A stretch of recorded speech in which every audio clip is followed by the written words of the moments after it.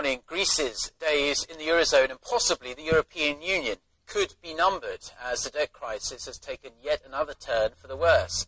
The country's Prime Minister has confirmed that banks will be shut on Monday and capital controls imposed as Greeks have been rushing to ATMs to withdraw their money. The country's stock exchange will also be closed on Monday. The move comes after the European Central Bank said it was not increasing emergency funding to Greek banks, money that has been keeping them running for months. Making a televised statement on Sunday, Prime Minister Alexis Tsipras, who stressed people's money was safe, did not give details of how long banks would stay closed or exactly what controls on capital will be imposed. He repeated his request for a bailout extension beyond Tuesday's deadline when Greece has to pay the IMF some $1.8 billion in loan repayments.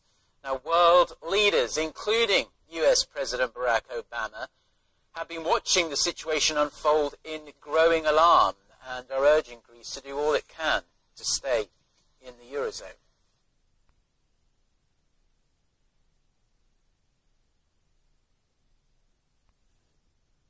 Now on to the latest regarding the outbreak of Middle East respiratory syndrome here in Korea, which is gradually showing signs of improvement. After weeks of avoiding outside activity in fear of the MERS virus, a number of weekend travellers in the country resumed to normal levels on Saturday and Sunday, with traffic volume on major highways bouncing back to levels seen this time last year.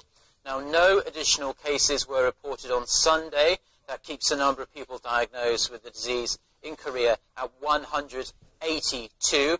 59 people with MERS remain in hospital receiving treatment, with 15 currently in critical condition. Meanwhile, local health authorities say the course of the MERS outbreak could be determined early this week, especially depending on how the situation plays out at two hospitals in Seoul that have been heavily affected by the virus. Officials are keeping a close eye on Samsung Medical Center and Kangdong Sacred Heart Hospital, both seen as epicenters of the disease.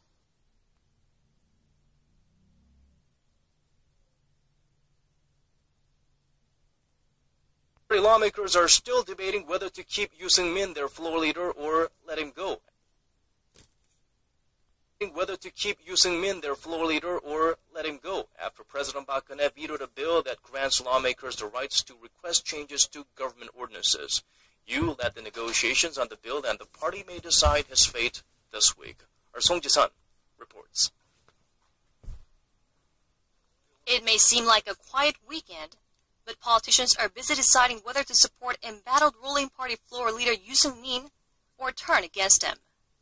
Yoo has been striving to repair relations between the ruling party and the presidential office following a series of controversial revisions to the National Assembly law that have disrupted parliamentary business.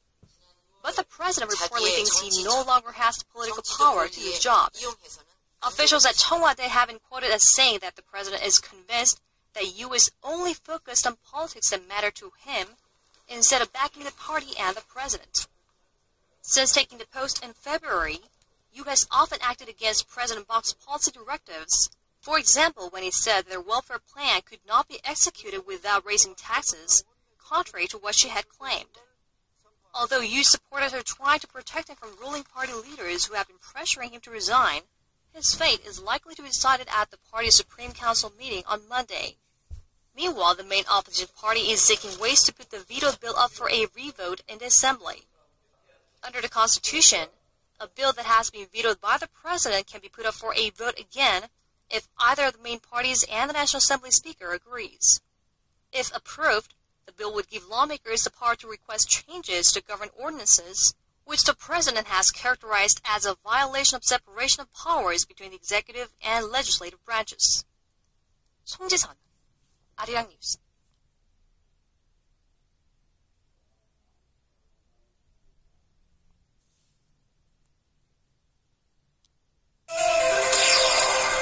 Coming up today, the Greek debt crisis deepens even further as Greece shuts its banks and imposes capital controls after the European Central Bank turns off the taps. Fears about the MERS virus are receding in Korea with no new cases reported on Sunday. People are going back to their day-to-day activities. Plus, South Korea's defense chief says North Korea could carry out a provocation near the maritime border in October. Stay tuned for these stories and more. Happy Friday, everyone. Thanks for joining us on Business Daily. Coming to you live from Seoul, I'm Lee Ji-yoon. We have a lot to look forward to this morning, so let's get started. Robots can clean your homes and dance to your favorite music. We take you behind the scenes of Robo Universe Expo, where robots can do things you've never imagined they could do before. Korea's finance ministry announces plans to push out a $13.6 billion stimulus package to breathe more life into the economy. Seoul and Tokyo have failed to agree on that ongoing dispute about Korea's import ban on Japanese marine products. Korea's trade ministry said the two sides held a two-day consultative meeting at the headquarters of the World Trade Organization in Geneva, aiming to resolve the trade complaint filed by Tokyo last month. But now, with no agreement, Japan is expected to ask the WTO to establish a dispute settlement panel. Seoul first implemented the ban amid fears over food safety in the wake of the Fukushima nuclear accident in 2011. Currently, all seafood from 8 prefectures surrounding Fukushima cannot enter Korean markets. As a record low key interest rate pours liquidity into the markets, Korea Exchange says the combined market cap of the country's 3 main bourses, the Kospi, Kosdaq, and Konex, has jumped by 14% from last year's figures. The market cap swelled by $153 billion in the first half of this year, bringing it to a total of $1.4 trillion as of Friday. Following 2 interest rate cuts by the Bank of Korea this year, putting it at 1.5%, liquidity has flowed into stocks as well as the housing market. Apple smartwatch is now up for grabs here in Korea, with the simultaneous launch in 6 other countries, including Italy and Mexico, on this Friday. Consumers in Korea have access to 3 models, which are the Apple Watch Sport, and Apple Watch Edition. The cheapest model is about $360, but the device can fetch up to a lofty $17,000 for the gold case edition.